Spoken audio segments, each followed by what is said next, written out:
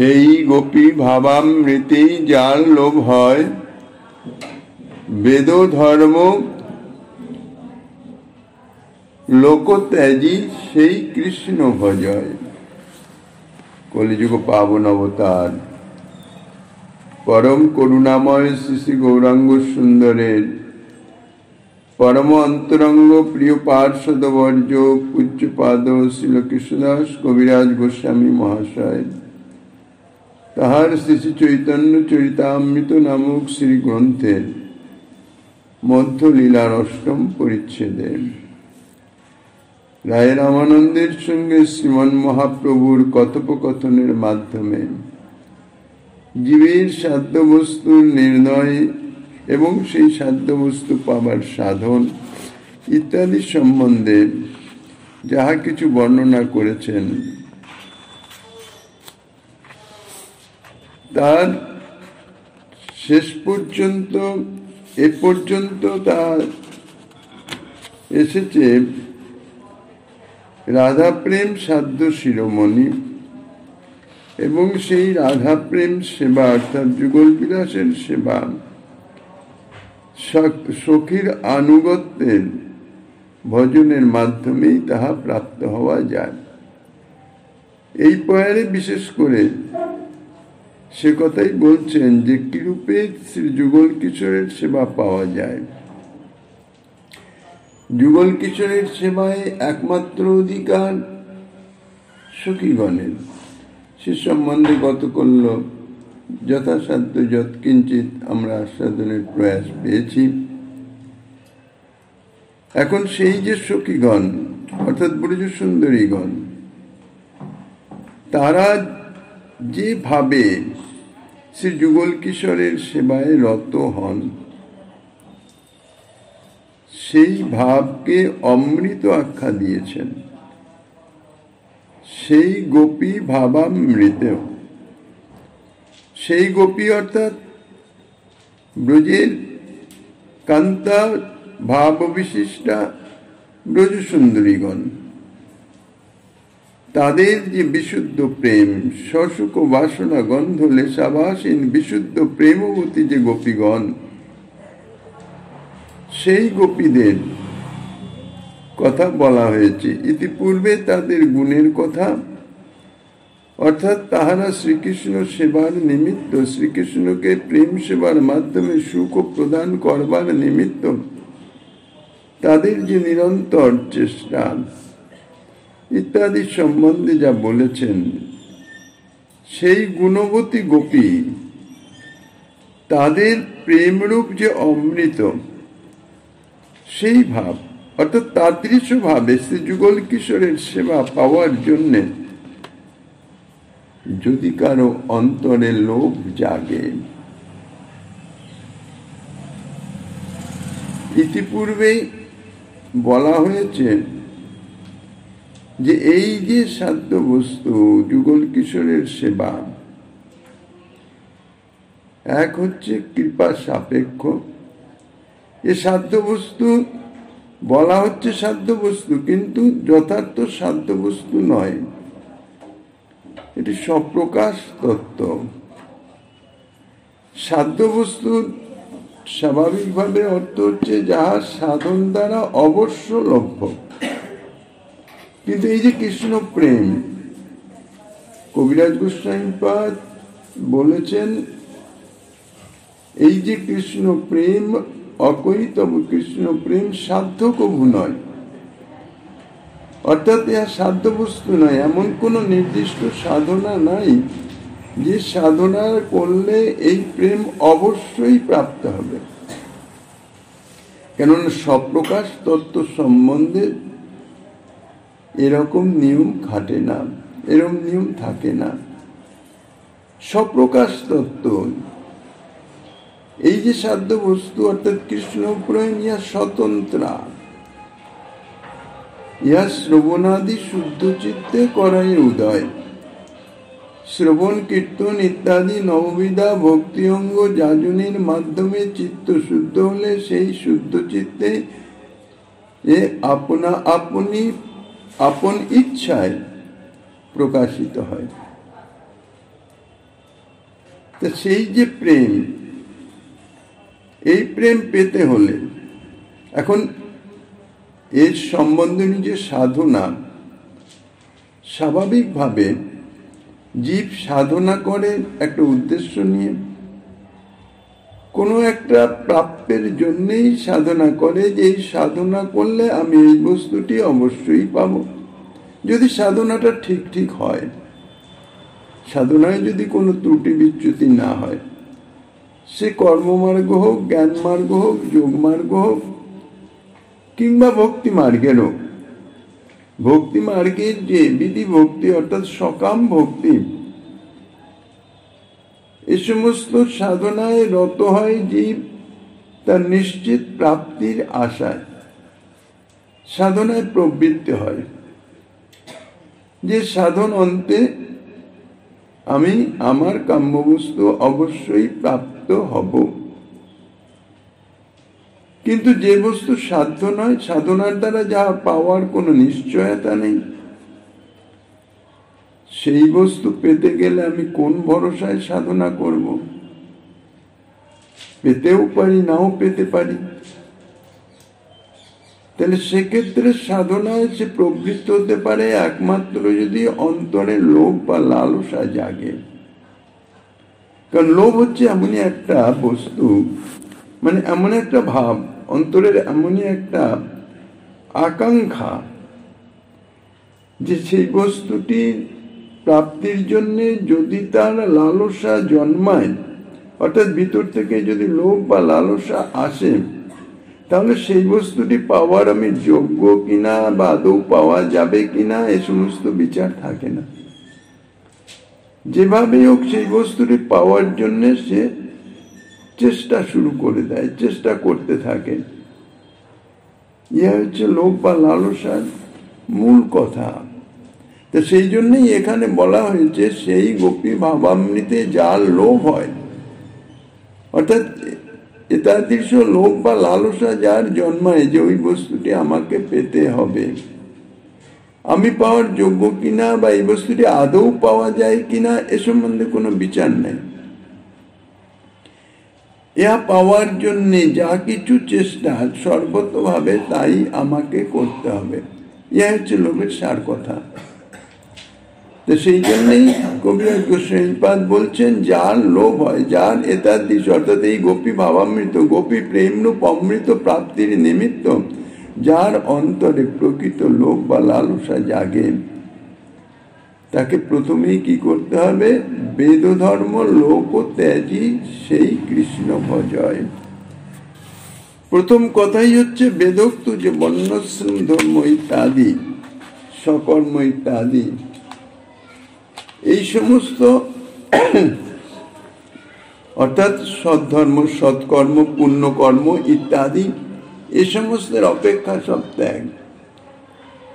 আর লোক অর্থাৎ এক কথায় লোক বলতে লোকধর্ম বুঝায়, দেহধর্ম, লোকধর্ম অর্থাৎ পারিপার্শ্বিক যে সমস্ত প্রচলিত ধর্ম আছে এই সমস্ত, অথবা স্বর্গাদি লোক, সেই স্বর্গাদি লোক প্রাপ্তির যে অপেক্ষা সেগুলি।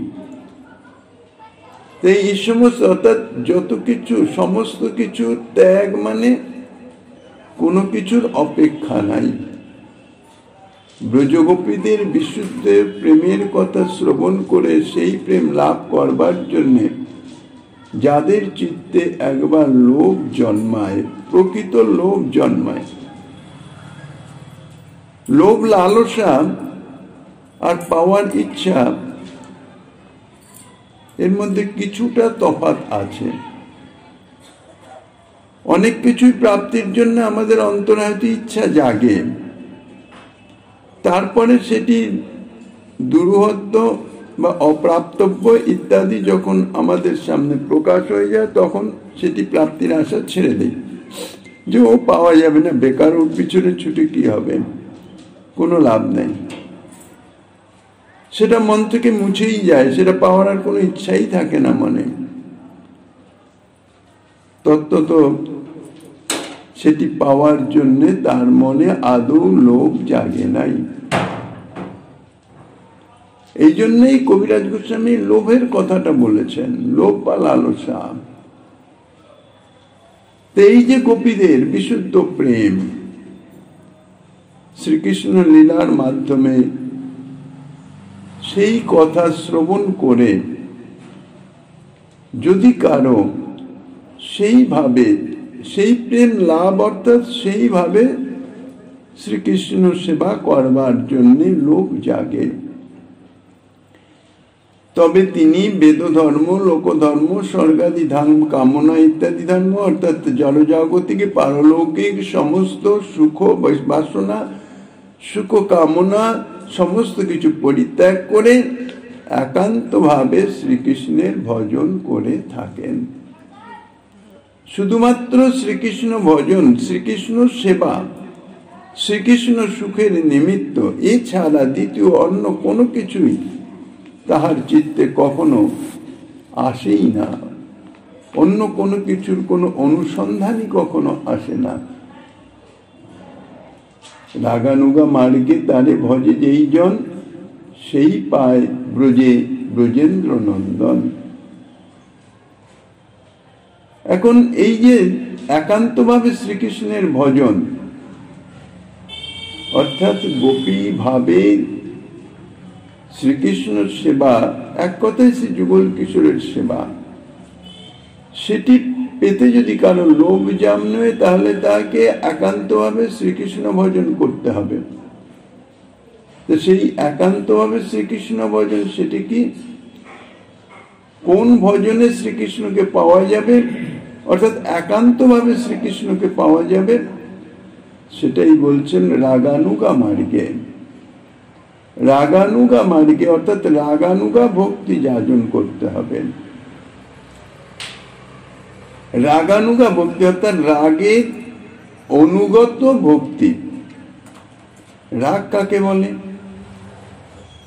অভিলষিত বস্তুতে স্বভাবসিদ্ধ যে পরম আবিষ্টতা, যে আবেশ, এমন আবেশ যে আবেশের ফলে অন্যান্য সমস্ত স্মৃতি দূরীভূত হয়ে যায়, অন্য কোনো স্মৃতি থাকে না, পরিপূর্ণ আবেশ।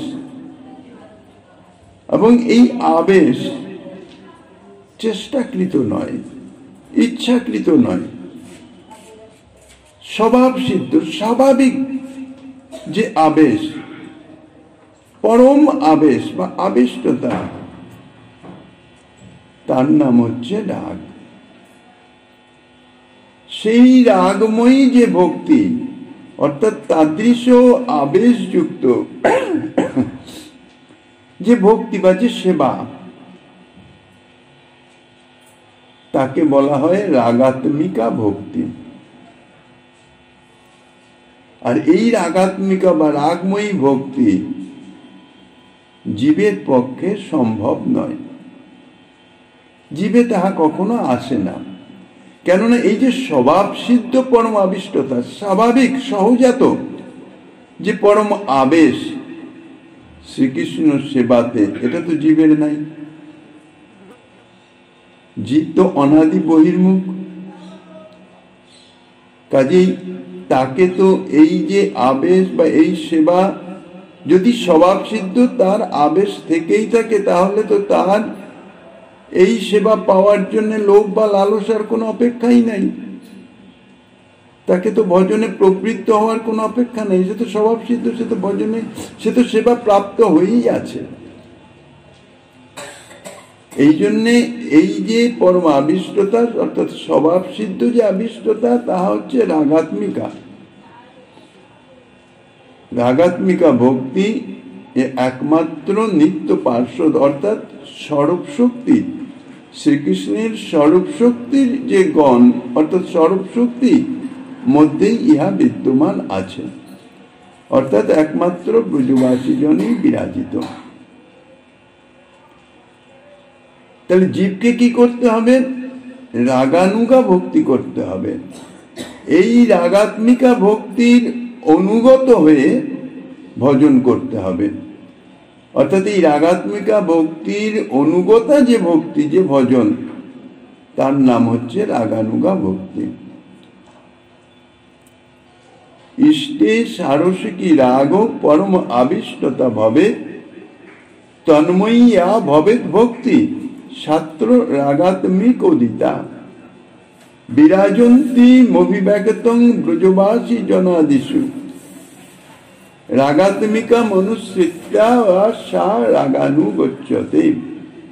ভক্তি রসামৃত সেন্নুতে শ্রীরূপ গোস্বামীপাদ এই রাগানুগা ভক্তি সম্বন্ধে ইহাই বলেছেন যে রাগাত্মিকা ভক্তি অর্থাৎ ব্রজবাসী জন, সেই রাগাত্মিকা ভক্ত ব্রজবাসী জনের আনুগত্য স্বীকার করে শ্রীকৃষ্ণ সেবা করতে, অর্থাৎ তাহাদের অনুগত হয়ে তাহাদের নির্দেশে, অর্থাৎ অন্তশ্চিন্তিত সিদ্ধ দেহে যুগল কিশোরের ভজনা করতে গেলে গোপী দেহ চাই, তাহলে তাদের সিদ্ধ দেহে ব্রজগোপীদের আনুগত্য স্বীকার করে, এখন এই যে কৃষ্ণ প্রেম, এটা তো ব্রজবাসীদের একটা ব্রজ সুন্দরীগণের কথা শুধু নয়, রাগানুগা ভক্তি শুধু কান্তা ভাবে যে তা নয়, ব্রজের যে সমস্ত নিত্য পরিকর সকলেরই রাগাত্মিকা ভক্তি। আর সেই রাগাত্মিকা ভক্তির আনুগত্য নিয়ে যাহারাই শ্রীকৃষ্ণ সেবা যে শুধু ব্রজ সুন্দরীগণ করছেন তা তো নয়, দাসসখ্য বাৎসল্য ভাবেও তো আছে শ্রীকৃষ্ণ সেবা। সকলেরই যে সে যুগল কিশোরের সেবার লালসা হবে তার কোনো কথা নেই। যার যেভাবে শ্রীকৃষ্ণ সেবার লালসা জন্মাবে তাকে ভাবানুসারে ব্রজের সেই দাস সখা বা পিত্রাদি অথবা ব্রজগোপীদের আনুগত্য স্বীকার করতে হবে, এবং সেই আনুগত্য স্বীকার করে তারা যেভাবে শ্রীকৃষ্ণ সেবায় রতা, শ্রীকৃষ্ণ সেবা করছেন, তারা যেভাবে নির্দেশ দেবেন, অর্থাৎ স্বতন্ত্রভাবে নয়, তাদের নির্দেশ অনুযায়ী, তাদের ইচ্ছা অনুযায়ী সেই সেবাটি সম্পন্ন করতে হবে, সেই সেবায় রত থাকতে হবে। আর এইটা অর্থাৎ রাগানুগা মার্গের এই যে সেবা, এটি পাওয়া যাবে একমাত্র ব্রজে। ব্রজ ছাড়া শ্রী ভগবানের অন্য কোনো ধামে যেমন পাওয়া যাবে না, আবার ব্রজেন্দ্র নন্দন শ্রীকৃষ্ণ ব্যতীত অন্য কোনো ভগবত স্বরূপেও এই যে ব্রজগোপীর যে প্রেম ভাব, এ ভাব অন্য কোথাও পাওয়া যাবে না, অন্য কোনো ধামেও পাওয়া যাবে না, অন্য কোনো ভগবত স্বরূপেও পাওয়া যাবে না। ব্রজ ধামেই ব্রজেন্দ্র নন্দনের সেবা সেই পাবে, সেই জন পায় ব্রজে ব্রজেন্দ্র নন্দন। ব্রজলোকের কোন ভাব লইয়া যেই ভজে, ভাবযোগ্য দেহ পাইয়া কৃষ্ণে পায় ব্রজে। অর্থাৎ ব্রজধামেই ব্রজেন্দ্র নন্দনের সেবা পায়, অন্য কোনো ধামে নয়। শুদ্ধ মাধুর্যময় ব্রজধাম, শ্রীকৃষ্ণ সেবায় এই ব্রজধামে যে অপূর্ব বৈশিষ্ট্য, তাহা অন্য কোনো ভগবত ধামে নাই। কেননা অন্য কোনো ভগবত ধামে শুদ্ধ মাধুর্য নয়, সেখানে ঐশ্বর্য মিশ্রিত মাধুর্য। এই জন্য সেবাটি সদা সর্বদাই নিঃসংকোচ হতে পারে না, সেবা বাসনাটি পরিপূর্ণ বিকশিত হতে পারে না, একমাত্র ব্রজেই তাহা সম্ভব। আর শ্রীকৃষ্ণ ব্রজে ব্রজেন্দ্র নন্দন, নরলীলাকারী শুদ্ধ মাধুর্যময় নন্দসুত শ্রীকৃষ্ণ। ঐশ্বর্যময়কে ভজন করলে বৈকুণ্ঠাদিতে শ্রীকৃষ্ণের নারায়ণাদি রূপে পাওয়া যায়, অথবা দ্বারকা মথুরাতেও বসুদেব নন্দন শ্রীকৃষ্ণকেও পাওয়া যায়। আর রাগানুগা মার্গে যদি ভজন করা যায়, তাহলে তার প্রাপ্তি হচ্ছে ব্রজধামের স্বয়ংরূপ ব্রজেন্দ্র নন্দন শ্রীকৃষ্ণ। তাকে পেতে হলে ব্রজলোকের কোনো ভাবে, অর্থাৎ ব্রজধামের বাইরে নয়, ব্রজের কোনো দাস হোক, কোনো সখা হোক, অর্থাৎ নিত্য পার্ষদ, নিত্য পরিকরের কোনো দাস, অর্থাৎ দাস যারা নক্তপত্রকাদি বা সুবল শ্রীরাম ইত্যাদি সখা আদি বা নন্দ যশোদা ইত্যাদি মাতা পিতা, অথবা ব্রজ সুন্দরী ললিতা বিশাখা ইত্যাদি ব্রজ সুন্দরীগণ, এই চতুর্বিধা ভক্তের, চতুর্বিধা পার্শ্বদের, চতুর্বিধা ভাবময়ী সেবায় রতা পার্শ্বদের যে কোনো প্রকার ভক্তের, অর্থাৎ যার যেভাবে শ্রীকৃষ্ণ সেবার লালসা,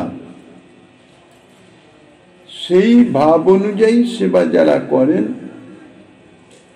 সেই প্রকার ভক্তের, অর্থাৎ দাসের দাস্যভাব, সখার সখ্যভাব, মাতা পিতার বাৎসল্য ভাব, ব্রজগোপীদের মধুর ভাব, ইহাদের যে কোনো ভাব নিয়ে রাগানুগা মার্গে যিনি ভজন করবেন, তিনি সেই ভাবযোগ্য দেহ পেয়ে শুদ্ধ মাধুর্যপূর্ণ ব্রজধামে শুদ্ধ মাধুর্য বিগ্রহ স্বয়ং ব্রজেন্দ্র নন্দন শ্রীকৃষ্ণের মাধুর্যময়ী সেবা লাভ করতে পারেন। শুদ্ধ মাধুর্য একমাত্র ব্রজের সম্পদ। তাহলে এখানে যে ভাবযোগ্য দেহ পাবেন, ভাবযোগ্য দেহটি কি? ভাবযোগ্য যেভাবে তিনি শ্রীকৃষ্ণের সেবা করতে চান, ব্রজেন্দ্র নন্দন শ্রীকৃষ্ণের সেবা করতে চান, সেই অভীষ্ট ভাবের, অর্থাৎ সেই সেবার অনুকূল যে দেহ, তাহাই হইতেছে ভাবযোগ্য দেহ। ব্রজে শ্রীকৃষ্ণ সেবা চারিভাবেই সম্পন্ন হচ্ছে, দাস্য সখ্য বাৎসল্য মধুর। এর যে কোনো একটি ভাবে সাধকের যদি লোভ জন্মায়, তাহলে সে সেই ভাবের অনুকূল সেবা প্রাপ্তির জন্য ভজন করতে থাকবেন। যখন ভজন করতে থাকবেন, তখন তার সাধক অবস্থা, ভজন করতে করতে ধীরে ধীরে গুরু বৈষ্ণব ভগবত কৃপায় যখন সে চিত্ত শুদ্ধির পরে ধীরে ধীরে সে প্রেম প্রাপ্ত হবে, তখন তার এই যথাবস্থিত দেহ, অর্থাৎ এই যে প্রাকৃত দেহ, পঞ্চভূতাত্মক দেহ, যে দেহ ধারণ করে শ্রীকৃষ্ণের এই প্রেম সেবার লীলা কথা ইত্যাদি শ্রবণের মাধ্যমে তাহার হৃদয়ে ভগবত কৃপায়, গুরু বৈষ্ণবের কৃপায় লোভ বা লালসা জাত হয়েছে এবং সে ভজনে রত হয়েছে, সেই সাধক দেহ যখন সে প্রেমেশ্বরে পৌঁছে যাবে, অর্থাৎ প্রেম প্রাপ্ত হবে, সেই ভাব অনুরূপ সেবা, অর্থাৎ ভজন করতে করতে ধীরে ধীরে যখন সে ভাব স্তরে উন্নীত হবে, অনর্থ নিবৃত্তির পরে ভজন ক্রিয়ার মাধ্যমে নিষ্ঠা, রুচি, আসক্তি, এই স্তর উন্নীত হলেই এর পরে যে স্তর তা হচ্ছে ভাব। অর্থাৎ ইতিপূর্বে তার যে সেই ভাবটি ভাষা ভাষা থাকে, অর্থাৎ আভাস। কেননা চিত্তশুদ্ধ না হলে তো ভক্তি দেবীর আবির্ভাব হয় না, শুদ্ধা ভক্তির আবির্ভাব না হলে এর সম্বন্ধে তো কোনো কিছু প্রকাশ চিত্তে আসবে না। তাই চিত্তশুদ্ধির পূর্বে পর্যন্ত তাকে চেষ্টাকৃত সেই ভাবে আরোপ করে তাকে ভজন করতে হবে।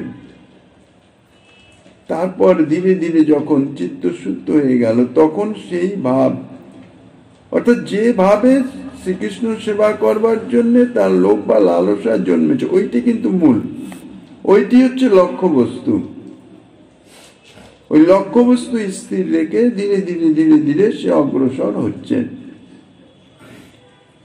ধীরে ধীরে যখন চিত্তশুদ্ধ হয়ে যাবে তখন তার এই যে ভাবটি ধীরে ধীরে গাঢ় হতে থাকবে। প্রথমে ভাষা ভাষা কুয়াশার মতন, তারপরে ধীরে ধীরে সেটা গাঢ় হয়ে সেই ভাব যখন প্রেমে পরিণত হয়ে যাবে তখন সেই ভাবযোগ্য যে দেহ, যার পরিচয় শ্রী গুরুদেব কৃপা করে দীক্ষাদান সময়ে দিয়ে দেন, সেই ভাবে সে স্থিত হয়ে যায়, তখন তার ভাব সিদ্ধ হয়। তারপরে যখন সে প্রেম প্রাপ্ত হয়ে গেল, তো প্রেমের স্তরে পৌঁছে গেল, প্রেমের সহিত সেই ভাবিত দেহে, অন্তশ্চিন্তিত দেহে, ভাবদেহকে অন্তশ্চিন্তিত, যেহেতু অন্তরে তার চিন্তার মাধ্যমে সেই স্বরূপের একটা রূপ আকার দিতে হয়, এই জন্য বলা হয় অন্তশ্চিন্তিত দেহ। সেই দেহের আবেশ তার এসে যায়। প্রাকৃত দেহ যে, সে প্রাকৃত দেহের আবেশ আর তখন বিশেষ থাকে না। প্রেমের স্তরে উঠে গেলেন, প্রেমের স্তরে উঠে সে প্রেমের অবস্থায় তখনও তার ভজন চলতে থাকে। তারপর যোগমায়ার কৃপাতে, লীলাশক্তির কৃপাতে এই সাধক দেহ ভঙ্গ হয়ে তাকে গোপীগর্ভে জন্ম প্রদান করেন, যে ব্রহ্মাণ্ডের প্রকট লীলা চলছে। সমস্ত ব্রহ্মাণ্ডেই প্রকট লীলা চলে নির্দিষ্ট সময়ের জন্য। অনন্ত কোটি ব্রহ্মাণ্ডে চলছে যে লীলা, লীলা নিত্য চলছে, কিন্তু সব ব্রহ্মাণ্ডে তো লীলা চলছে না। যে ব্রহ্মাণ্ডে চলছে সেই ব্রহ্মাণ্ডে সে গোপীগর্ভে তাকে সেই ভাবযোগ্য, সেই পার্শ্বদ দেহ তাকে প্রদান করেন। তাহাতে দৃষ্টান্ত উপনিষদ শ্রুতিগণ রাগমার্গে বুঝি পাইল ব্রজেন্দ্র নন্দন। এখন এই যে এইভাবে সে ভাবযোগ্য দেহ প্রাপ্ত হয়, তাহার প্রমাণ শুধু মুখের কথায় তো সম্পূর্ণ বিশ্বাস আসে না। তাই কবিরাজ গোস্বামী পাদ তাহার প্রমাণও দিয়ে দিচ্ছেন যে তাহাতে দৃষ্টান্ত উপনিষদ শ্রুতিগণ রাগানুগা মার্গে ভজন করলে যে ব্রজেন্দ্র নন্দন শ্রীকৃষ্ণের সেবা পাওয়া যায়, তার উদাহরণ হচ্ছে শ্রুতিগণ, শ্রুতাভিমানিনী দেবতাগণ। তারা রাগ মার্গে ভজন করেছেন, অর্থাৎ রাগানুগা মার্গে। যেহেতু রাগাত্মিকা একমাত্র নিত্য পার্শ্বদগণের, এই জন্য রাগ মার্গের কথা মানেই রাগানুগা মার্গ। ব্রজবাসী ভিন্ন অন্যত্র রাগাত্মিকা ভক্তি নাই, সম্ভব নয়। এই জন্য যখনই রাগ ভক্তির কথা হচ্ছে তখন রাগ ভক্তি মানেই হচ্ছে রাগানুগা ভক্তি। তা রাগানুগা মার্গে ভজন করে সেই শ্রুতাভিমানিনী দেবতাগণ যে ব্রজেন্দ্র নন্দনের সেবা পেয়েছেন, তাহার প্রমাণ স্বরূপ শ্রীমদ্ ভাগবতের একটি শ্লোকের উদ্ধৃতি দিয়েছেন।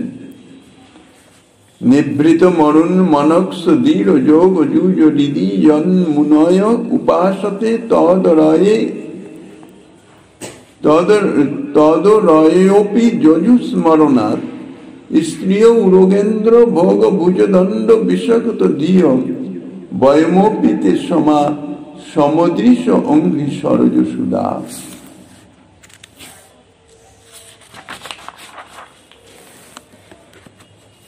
অর্থাৎ শ্রুতাভিমানিনী দেবতাগণ শ্রীকৃষ্ণকে বলছেন, প্রাণ মন ও ইন্দ্রিয়গণের সংযমন পূর্বক দৃঢ় যোগযুক্ত মুনিগণ হৃদয়ের মধ্যে যে নির্বিশেষ ব্রহ্মাক্ষ তত্ত্ব উপাসনা করেন, অর্থাৎ উপাসনা করে প্রাপ্ত হন, তোমার শত্রুগণও সর্বদা তোমার অনিষ্ট চিন্তায় বা তোমার প্রতি ভয়বশত সর্বদা তোমার স্মরণ করে, অর্থাৎ সেই স্মরণে তাহারাও সেই ব্রহ্মাক্ষ তত্ত্ব প্রাপ্ত হয়েছে।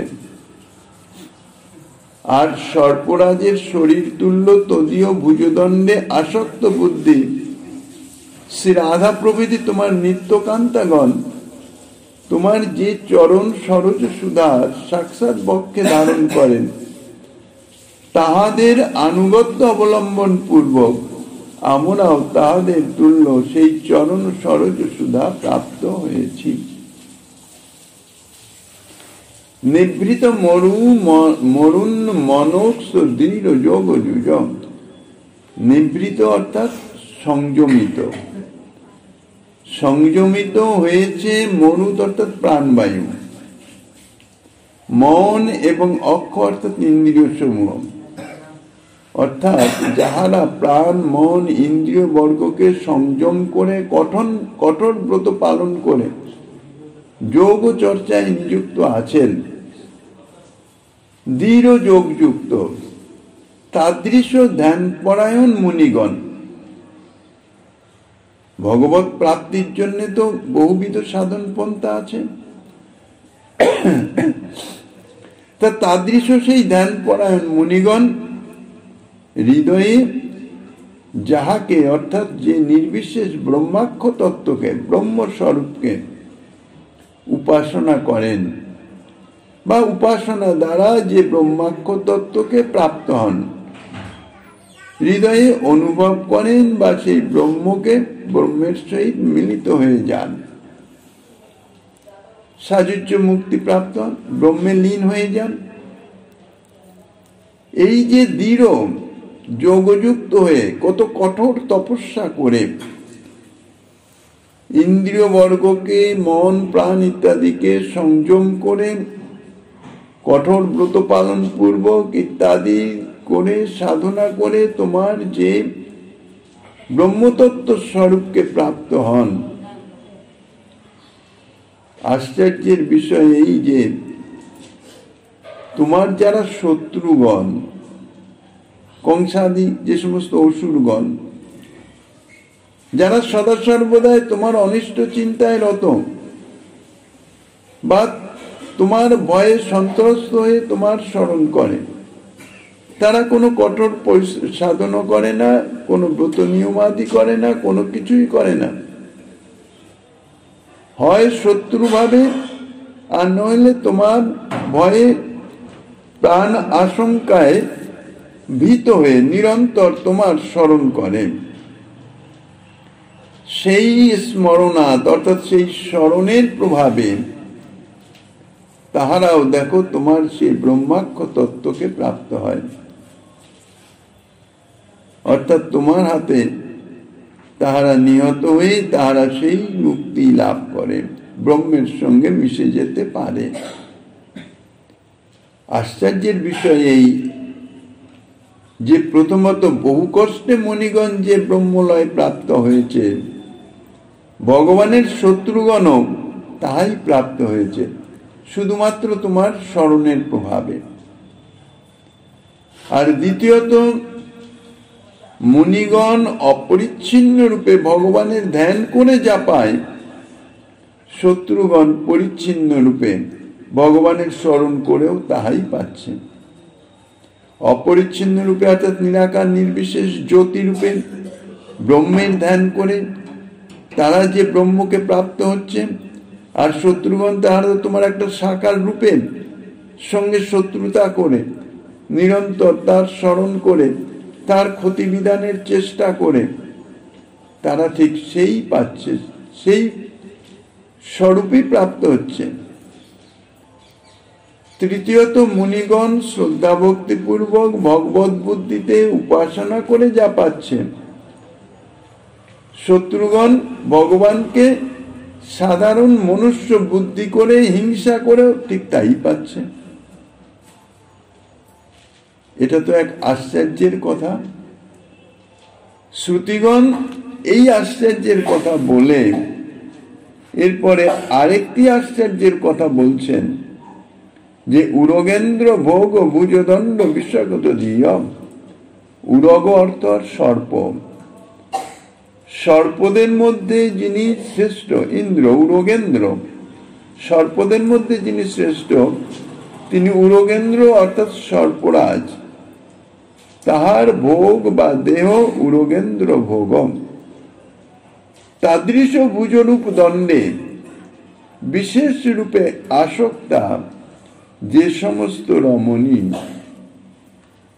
তাহারাই হলেন উরগেন্দ্র ভোগ ভুজদণ্ড বিষাক্ত ধিয়। সর্পের শরীর যেমন ক্রমশ সরু হয়ে যায়, শ্রীকৃষ্ণের বাহু তদ্রূপ ক্রমশ সরু। তাই শ্রীকৃষ্ণের বাহু অত্যন্ত সুন্দর।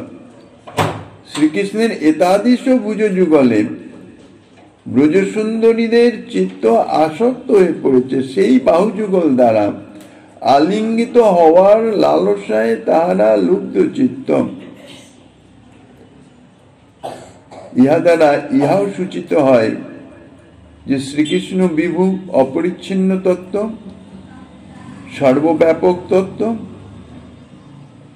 তাহা হলেও ব্রজসুন্দরীগণ কিন্তু তাহাকে অপরিচ্ছিন্ন রূপে ভাবনা করেন না। তাহারা তাহাকে পরিচ্ছিন্ন অর্থাৎ সাকার রূপে তাহারা ভাবনা করেন। তাহলে এতাদৃশ যে স্ত্রী ও শ্রীকৃষ্ণের নিত্য প্রেয়সী শ্রী রাধিকাদি যে ব্রজসুন্দরীগণ, শ্রীকৃষ্ণের যে অঙ্গি সরজ সুধা, অঙ্গি অর্থাৎ চরণ রূপ, সরজ অর্থাৎ পদ্ম।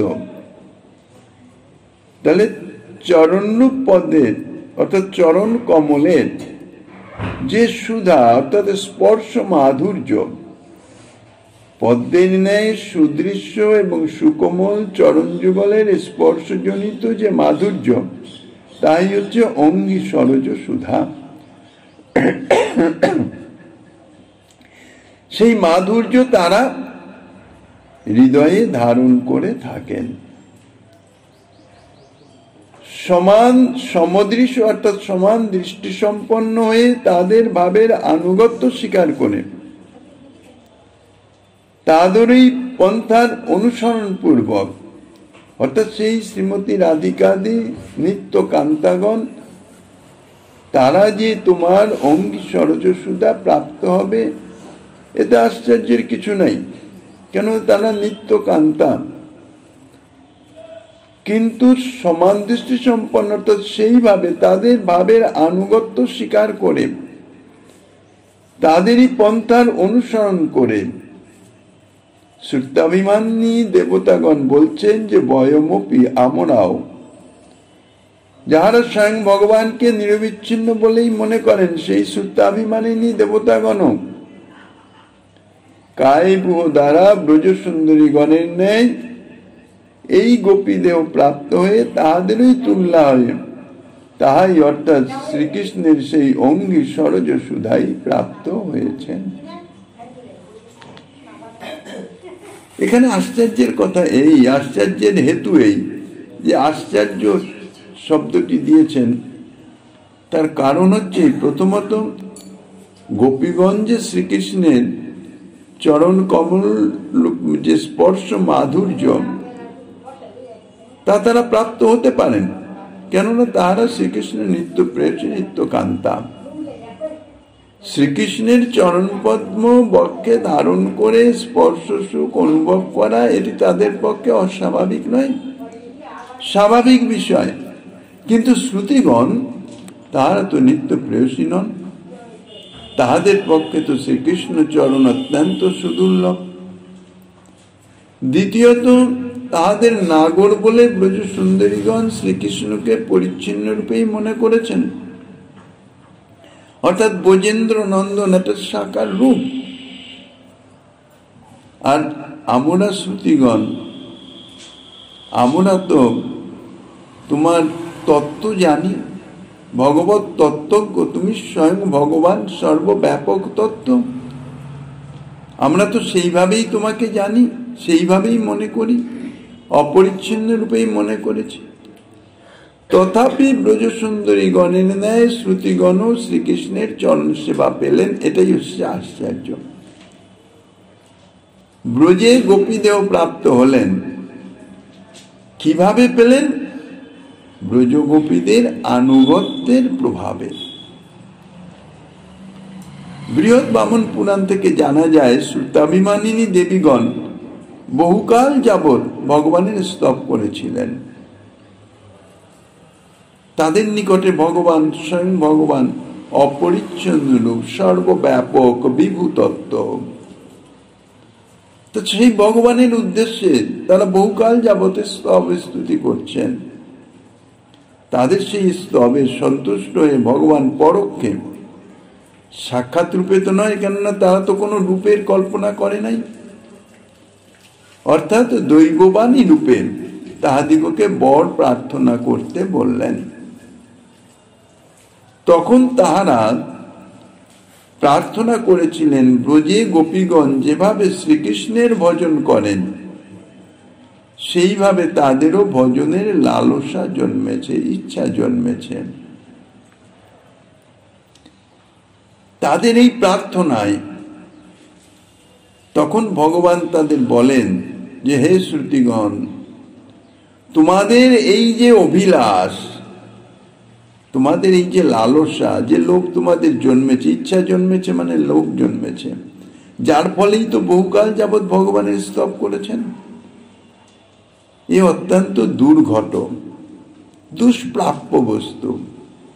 কিন্তু তবুও তোমাদের স্তবে আমি সন্তুষ্ট, তাই আমি তাহা স্বীকার করলাম, অর্থাৎ অনুমোদন করলাম। তোমাদের বাসনা পূর্ণ হবে। কখন পূর্ণ হবে? আমি যখন ভারত ক্ষেত্রে মথুরা মণ্ডলে অবতীর্ণ হব, তখন তোমরাও আমার প্রতি উপপত্তি ভাব পোষণ করে কৃতকৃত্যা হতে পারবে। এরপরে এই শ্রুতিগণ বহুকাল পর্যন্ত শ্রী ভগবানের রূপ ধ্যান করেছিলেন, চিন্তা করেছিলেন। অর্থাৎ এই হচ্ছে ভজন ক্রিয়া, অর্থাৎ সাধকের যে ভজন ক্রিয়া, সেই শ্রুতিগণের বহুকাল পর্যন্ত ভগবানের রূপ চিন্তা করেছিলেন, যা বামন পুরাণে বলছেন, মানে তারা ভজনা করেছিলেন, আনুগত্যময়ী ভজন। সেই ভজনা করেছিলেন এবং যথাসময়ে গোপীদেহ লাভ করে শ্রীকৃষ্ণের সাক্ষাৎ সেবা প্রাপ্ত হয়েছিলেন। তারা কিভাবে ভজন করেছিলেন? শ্রীমদ্ ভাগবতের শ্লোকে তাহাদের নিজের মুখেই তাহা ব্যক্ত হল। সমদৃশ শব্দে কহে সেইভাবে অনুগতি, সমাশব্দে কহে শ্রুতির গোপীদেহ প্রাপ্তি।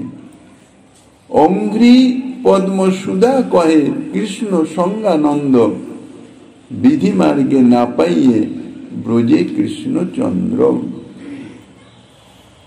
এই যে শ্লোকটি শ্রীমদ্ ভাগবতে শ্রুতিগণের শ্রীমুখোক্তি হিসাবে যাহা বর্ণনা করেছেন, ব্রজগোপীদের ভাব গ্রহণ করে তাহাদের আনুগত্যে ভজন করেছিলেন বলেই শ্রুতাভিমানিনী দেবতাগণ ভাবযোগ্য গোপীদেহ লাভ করে ব্রজেন্দ্র নন্দনের শ্রীকৃষ্ণ সেবা পেয়েছিলেন, তার প্রমাণ স্বরূপ। আর এই দুই পয়ারে, অর্থাৎ সমদৃশ,